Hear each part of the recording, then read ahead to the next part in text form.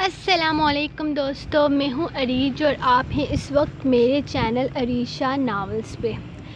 تو دوستو آج ہم ریڈ کرنے جا رہے ہیں ناول جان عشقم کی قسط نمبر 22۔ تو چلیے سٹارٹ کرتے ہیں۔ جان عشقم قسط نمبر 22، تحریر عریج شاہ۔ کیا ہو گیا شہزادے؟ تو ضرورت سے زیادہ اداس کیوں لگ رہا ہے؟ مجھے ایسا کیوں لگ رہا ہے کہ تو کسی کا سر پھاڑ کر آ رہا ہے۔ وہ ابھی نہا کر نکلا تو اس کا فون بج رہا تھا۔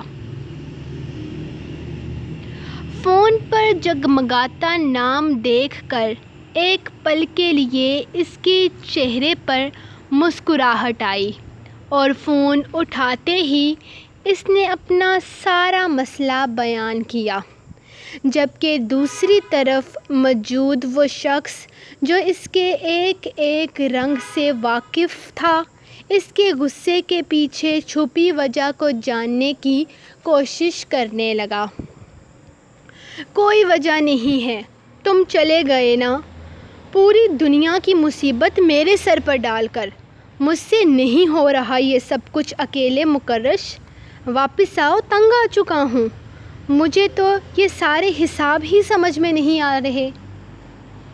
مکرش دادا جان بھی مجھ سے کچھ زیادہ ہی امیدیں لگا کر بیٹھ گئے ہیں، اور جو امیدیں میں ان سے لگا رہا ہوں اس کے بھی چانسز کم ہی نظر آ رہے ہیں۔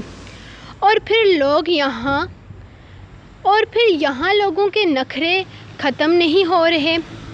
اگر کچھ گفٹ دے دو تو آگے بانٹ دیتے ہیں۔ وہ غصے میں نہ جانے کیا کیا بولے جا رہا تھا جب اچانک اپنی بات کا احساس ہوتے ہی وہ اپنی بات ادھوری چھوڑ گیا۔ کون سے لوگ اور کون سے نخرے اور کون سا تحفہ جو کسی نے آگے بانٹ دیا؟ اپنی بات مکمل کرو ورنہ وہاں آ کر تمہارا منہ توڑ دوں گا۔ وہ اس کے خاموش ہونے پر جلدی سے بولا تھا، جبکہ زراور کو اپنی جلد بازی پر جی بھر کر غصہ آیا۔ ارے یار، ایک بے وقوف بد دماغ انسان، تو بس مجھے یہ بتا کہ تو حویلی کب آ رہا ہے؟ اور انائش کے بارے میں ہم بعد میں بات کریں گے، پہلے تو مجھے بتا کہ تو کس کے بارے میں بات کر رہا تھا؟ وہ بد دماغ بے وقوف انسان کوئی لڑکی ہے نا؟ اس نے پورے یقین سے پوچھا، جبکہ زراور گہری سانس کھینچ کر رہ گیا۔ ایک تو یہ آدمی کسی بات کے پیچھے لگ جائے تو جب تک اس کی جڑ تک نہ پہنچ جائے اس کا پیچھا نہیں چھوڑتا تھا۔ ہاں یار، وہ لڑکی ہے تیری ہونے والی بھابھی، بہت نخرے دکھا رہی ہے۔ اگر اس کی جگہ کوئی اور ہوتا نا تو اب تک عقل ٹھکانے لگا چکا ہوتا۔ اس نے میرا دیا ہوا گفٹ آگے بانٹ دیا، اتنی محبت سے اس کے لیے تحفہ خریدا اور اس نے اٹھا کر دے دیا۔ ٹھیک ہے، اس نے انایا کو ہی دیا ہے، لیکن پھر بھی میں نے اسے تحفہ دیا تھا تو اسے یوں کسی کو نہیں دینا چاہیے تھا نا۔ وہ اپنی بات کرتے ہوئے کافی جذباتی ہو رہا تھا، جبکہ دوسری طرف موجود انسان اس کی سوچوں کو بہت اچھے طریقے سے پڑھ رہا تھا، اور اس کے ہر لفظ کے ساتھ اس کے پاس ایک سوال تھا۔ انایا مطلب کہ وہ جو کوئی بھی ہے اپنی حویلی کی ہے، اور اس کی باقی باتوں پر دھیان دینے کے بجائے لڑکی تک پہنچنے کی کوشش کر رہا تھا، اور ادھر زراور اپنی سوچ رہا تھا کہ وہ اسے نہیں پتہ چلنے دے گا کہ وہ لڑکی کون ہے۔ اپنی آنکھیں سختی سے میچ کر رہ گیا۔ سارا خاندان کہتا تھا کہ زراور بہت ذہین ہے، لیکن نہ جانے مکرش کے سامنے اسے ہو کیا جاتا تھا۔ وہ اپنی بات کھول کر خود اس کے سامنے رکھ دیتا تھا، اور وہ بھی وہ بات جو اس سے چھپانا چاہتا تھا۔ وہ تو خیر پھر بعد میں آتا تھا، شناور کے تو وہ رگ رگ سے واقف تھا، اور یقیناً اب وہ پوری بات جانے بنا اس کی جان نہیں چھوڑنے والا تھا۔ اب بھی وہ حساب کتاب میں لگا تھا کہ وہ لڑکی کون ہو سکتی ہے، انایا کو گفٹ کون دے سکتا ہے۔ انایا کی سہیلی تو وہ ملازمہ ہو سکتی ہے، کہیں تم ملازمہ کے پیچھے پاگل تو نہیں ہو رہے؟ انایا کی اور کوئی دوست نہیں ہے اور نہ ہی وہ گھر سے باہر نکلتی ہے، تو اس کا مطلب ہے کہ تمہارا دل جعفر خان کی بیٹی پر آیا ہے۔ اف، حد ہوتی ہے، دل تو حیثیت کے مطابق لگاتے، ملازمہ ملی تھی تمہیں۔ دوسری طرف سے وہ بھڑک اٹھا تھا۔ ان دونوں کی عمر میں صرف 1.5 مہینے کا فرق تھا، لیکن پھر بھی مکرش بڑے ہونے کا خوب رعب جماتا تھا۔ فی الحال وہ زرشے کے بارے میں کسی کو کچھ نہیں بتانا چاہتا تھا، لیکن پھر بھی وہ جو اس کی ہر سوچ سے واقف تھا، اس کی اس سوچ تک بآسانی رسائی حاصل کر چکا تھا۔ محبت حیثیت دیکھ کر ہوتی تو کیا وہ محبت ہوتی؟ مکرشہ، محبت کیا ہے تم مجھ سے بہتر جانتے ہو۔ میں نے اپنی محبت کو سالوں اپنی نگاہوں کے سامنے دیکھا ہے۔ تم تو اس سے بچھڑ کر بھی اس کی تلاش میں ہر وقت اپنا آپ بلائے بیٹھے رہے۔ تم مجھے بتاؤ کہ اگر تمہاری محبت کوئی حیثیت نہ رکھتی تو کیا اس کے پیچھے اتنے پاگل نہ ہوتے جتنے آج ہو؟ زراور جانتا تھا وہ اس سے چھپا نہیں پائے گا، اور وہ بھی تب جب وہ اپنی غلطی سے ہی صحیح لیکن اس کے سامنے جذبات میں آ کر اپنی محبت کا اظہار کر گیا تھا، تو پھر وہ اپنی محبت کی وکالت کیوں نہ کرے؟ ہاں، یہ سچ ہے زراور، اگر وہ کچھ بھی نہ ہوتی تب بھی میری محبت ہوتی۔ محبت سے زیادہ حسین رشتہ اس دنیا میں اور کوئی نہیں ہے، اور میرے لیے میری محبت سے بڑھ کر اور کچھ نہیں ہے۔ وہ بریک فاسٹ بنا کر ٹیبل پر رکھنے لگی جب اس کے آخری الفاظ سنے۔ نہ جانے کون سی والی بیوی کو اپنی محبت کا یقین دلا رہا تھا۔ اسے کون سا شوق تھا میاں بیوی کی رومانٹک گفتگو سننے کا؟ وہ ٹیبل پر ذرا سا ہاتھ بجاتی واپس کچن کی جانب چلی گئی، جبکہ وہ باہر صوفے پر آرام سے بیٹھا اس کے دھواں دار چہرے کو دیکھتا بے ساختہ مسکرا دیا تھا۔ چلو ٹھیک ہے، اب تم بھی اپنا کام کرو، میرا ناشتہ بن چکا ہے، میں بھی ذرا ناشتہ کر لوں، کافی بھوک لگی ہوئی ہے۔ وہ الوداعی کلام کہتے ہوئے کہنے لگا۔ ناشتہ کس نے بنایا؟ تم تو سارے ملازم کو واپس حویلی بھجوا دیا تھا، وہاں تو صرف تمہارے 4 گارڈز ہیں، اور وہ لوگ تمہاری حفاظت کے علاوہ میرا نہیں خیال کہ اور کوئی کام کرتے ہیں۔ وہ پوچھے بنا نہ رہ سکا۔ بیگم صاحبہ بنا رہی ہیں، انہی کے ہاتھ کا ناشتہ کرنے جا رہا ہوں۔ کیا تم نے عاشی سے ناشتہ بنوایا؟ ابھی دادا جان کو بتاتا ہوں، پھر دیکھتا ہوں تمہاری عقل کیسے نکلتی ہے۔ ملازموں کو واپس بھجوا کر تم اس معصوم سے کام کروا رہے ہو؟ ابھی تمہارے پاس آئے ہوئے اسے 24 گھنٹے بھی نہیں ہوئے، اور تم بیوی ہے میری، اور میرے سارے کام وہی کرے گی۔ اور باقی تم بھی اپنے فیصلے پر ایک بار پھر سے غور کر لو۔ مجھے کوئی اعتراض نہیں، لیکن دادا جان کے ذہن میں اپنے 5 پوتوں میں سے کسی کے لیے بھی کبھی زرشے کا نام نہیں آئے گا۔ فضول کی امید مت لگاؤ، اللہ حافظ۔ وہ اپنی بات کہتا فون رکھ چکا تھا، جبکہ اس کی بات کچھ حد تک زراور کو صحیح بھی لگ رہی تھی، مگر وہ کیا کرتا؟ محبت کے سامنے گھٹنے ٹیک چکا تھا، یہاں آ کر وہ مجبور ہو چکا تھا۔ کل تک وہ اس سے سخت خفا تھا، یہاں تک کہ اس کی شکل دیکھنے کا بھی روادار نہیں تھا، لیکن صبح ہوتے ہی اس کے دل میں اس کا دل اس کے دیدار کے چلنے لگا۔ اسے سمجھ نہیں آ رہا تھا کہ اب تک وہ اس کا ناشتہ لے کر آئی کیوں نہیں تھی۔ اب تک تو اسے آ جانا چاہیے تھا، کہیں آج پھر چھٹی تو نہیں کر لی اس نے۔ وہ اپنی ہی سوچوں میں گم تھا جب اچانک دروازے پر ہلکی سی دستک ہوئی، اور وہ جو اس کے قدموں کی آہٹ تک پہچان جاتا تھا، اس کے انابی لبوں پر خوبصورت مسکراہٹ آئی تھی۔ وہ اندر آنے کی اجازت دیتا خود کھڑکی کے پاس جا رکا تھا۔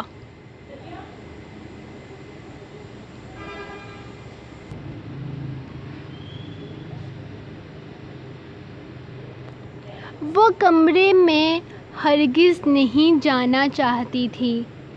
اس نے یہی سوچا تھا کہ وہ ناشتہ بنا کر ٹیبل پر رکھ کر چھوٹے موٹے کام نپٹانے میں مصروف ہو جائے گی، لیکن اسے کیا پتہ تھا کہ چاچی بیگم اس کے سر پر سوار ہو جائے گی۔ کل اس کا نہ جانے چاچی بیگم نہ آنا چاچی بیگم کو اچھا خاصا غصہ دلا گیا تھا کہ کل اتفاق سے یمنا اور اس کی بہن زینب یہاں آئے ہوئے تھے اور یمنا کی موجودگی میں وہ اس سے بہت زیادہ کام لیتی تھی۔ یمنا کو یہ لڑکی پسند نہیں تھی، جس کی وجہ یہ تھی کہ اسے صرف اور صرف اس گھر میں زراور شاہ کا کھانا بنانے کے لیے رکھا گیا تھا، لیکن وہ تھی تو ملازمہ ہی نہ۔ اس بات کا چاچی بیگم خوب فائدہ اٹھاتی تھی اور یہی وجہ تھی کہ جب کل وہ اپنی سالگرہ کی وجہ سے کام پر نہ آئی تو چاچی بیگم نے صبح صبح اس کی کلاس لے ڈالی۔ اگر وہ چاہتی تو کل اس کے گھر پر آ کر بھی اسے بتا سکتی تھی کہ وہ اسے چھٹی دینے کا کوئی ارادہ نہیں رکھتی، لیکن یہ بھی حقیقت تھی کہ وہ سرونٹ کوارٹر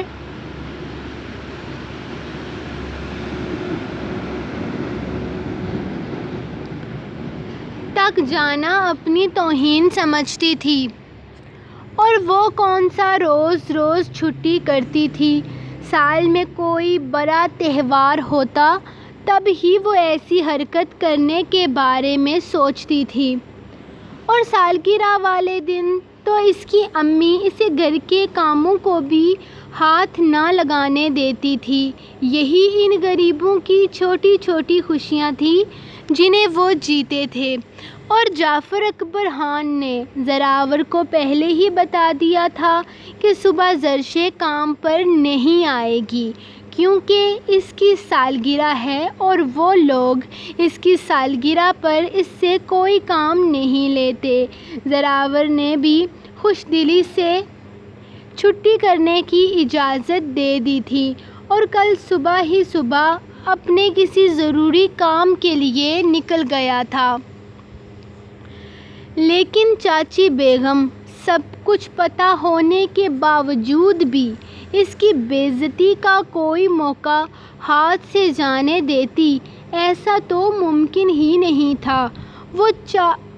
وہ خاموشی سے اس کی باتیں سنتی، زراور کا ناشتہ بناتی ٹیبل پر رکھ رہی تھی جب ان کا دوسرا حکم جاری ہوا کہ وہ ابھی جاگنگ سے واپس آیا ہے تو تم جا کر کمرے میں ناشتہ دے کر آؤ۔ وہ مجبور ہو کر کمرے کی طرف قدم اٹھانے لگی، لیکن کمرے کے دروازے پر رک کر کتنی دیر اس کی پرسوں والی باتوں کو سوچتی رہی، اور پھر بڑی مشکل سے ہاتھ اٹھا کر ہلکی سی دستک دی۔ اندر سے اجازت ملتے ہی اس نے آہستہ سے دروازہ کھول دیا۔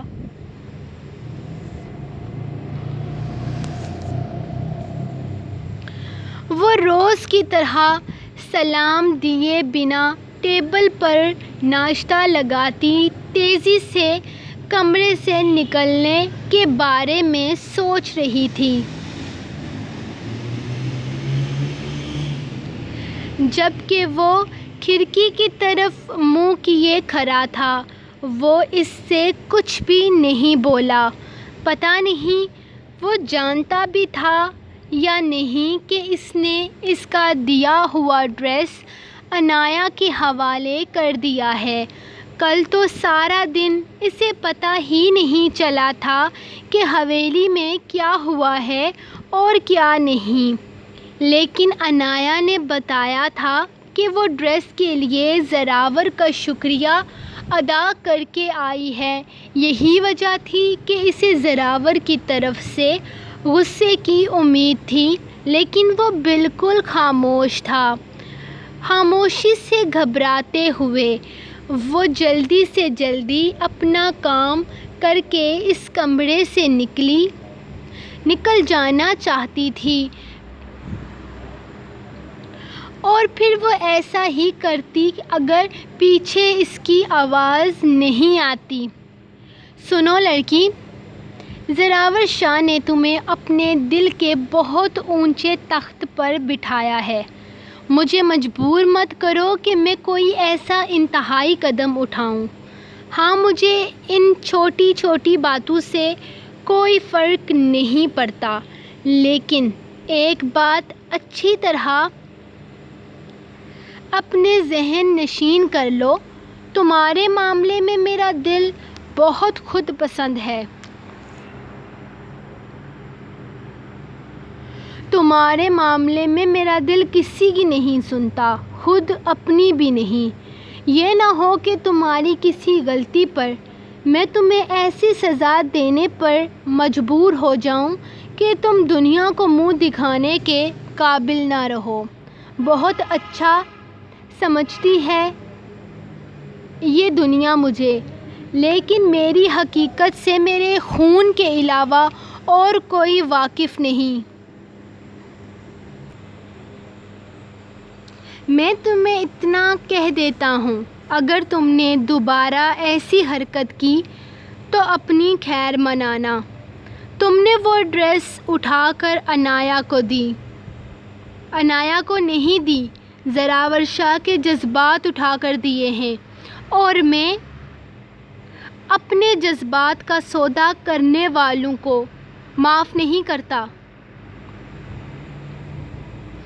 تم یہ مت سمجھنا کہ میں تمہاری اس غلطی کو معاف کر رہا ہوں۔ میں تمہاری اس غلطی کو نہ آج معاف کروں گا اور نہ ہی 20 سال گزر جانے کے بعد۔ تمہیں اس غلطی کی سزا ضرور ملے گی، لیکن صحیح وقت آنے پر۔ اس لیے بہتر ہے کہ مزید کوئی غلطی نہ کرو، کیونکہ میری سزاؤں کو سہنا تم جیسی نازک جان کے لیے کسی عذاب سے کم نہیں ہوگا۔ اب جا سکتی ہو تم، وہ سرد لب و لہجے میں کہتا اسے جانے کی اجازت دے چکا تھا، جبکہ وہ بنا کچھ بھی بولے کمرے سے باہر نکل گئی۔ اس کا دل نہ جانے کیوں کسی انہونی کے احساس سے گھبرا رہا تھا۔ سو گائز، یہ رہی آپ لوگوں کی آج کی ایپیسوڈ۔ آپ کو ایپیسوڈ کیسی لگی آپ کمنٹ سیکشن میں بتائیں۔ چینل کو سبسکرائب کریں، ویڈیو کو لائک کرنا ہرگز نہ بھولیں، اور اللہ کے فضل و کرم سے آج ہماری لائٹ ہے، جیسا کہ بجلی والوں نے ہم سے وعدہ کیا تھا کہ 1 جولائی سے وہ لائٹ کا نظام ٹھیک کر دیں گے۔ تو الحمدللہ آج ہر 2 گھنٹے کے بعد لائٹ جا رہی ہے، میرے خیال میں 1 گھنٹے کے لیے، تو اب بہتر ہے جو کہ باقی سسٹم ہے اس سے کافی بہتر ہو گیا ہے۔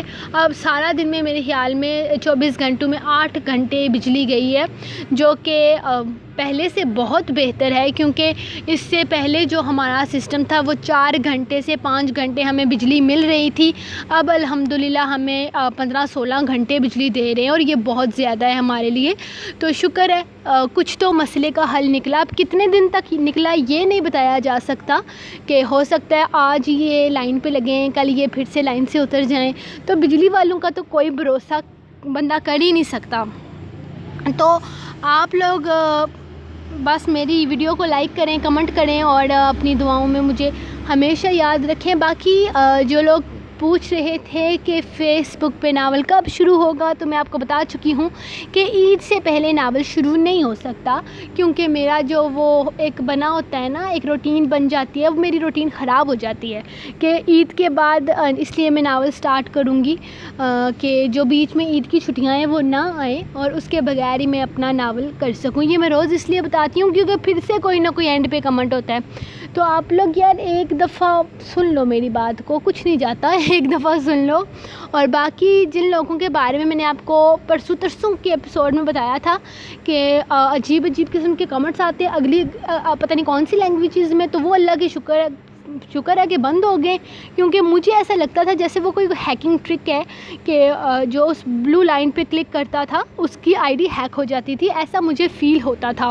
کیونکہ مجھے کچھ لوگوں نے بھی بتایا ہے کہ ایسا ہے، اور میں نے کچھ بڑی ویڈیوز پہ بھی دیکھا ہے، جیسا کہ آج کل کوئی ایسا کوئی ویڈیو جو نیا وائرل ہوتا ہے اس پہ اس طرح کے بہت سارے کمنٹس آئے ہوئے ہوتے ہیں، تو نیچے لوگوں نے کمنٹ رپلائی کیے ہوتے ہیں کہ یہ ہیکنگ ٹرک ہے، ہم بیوقوف نہیں ہیں، یہ نہیں ہے، وہ نہیں ہے. تو مجھے ایسا لگا کہ یہ کوئی ہیکنگ ٹرک ہے جو میرے چینل پہ بھی آ رہی ہے، تو میں اپنے ریڈرز کو باخبر کر دوں.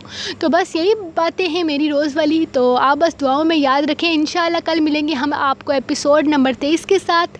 تو تب تک کے لیے اجازت، اللہ حافظ، دعاؤں میں یاد رکھیں.